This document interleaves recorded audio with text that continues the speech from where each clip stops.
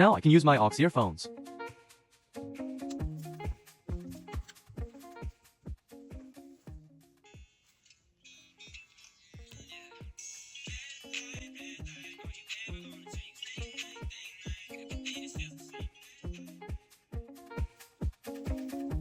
Can also be used for external microphone.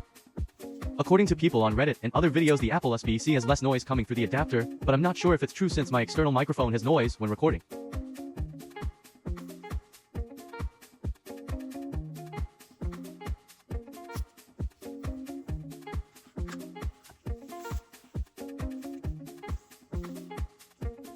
Would I recommend it if you're going to use an external microphone? Then why not? But if you're just going to use it for headphones, then just get it cheaper one. I wouldn't spend more for something that should come in the box of the phone.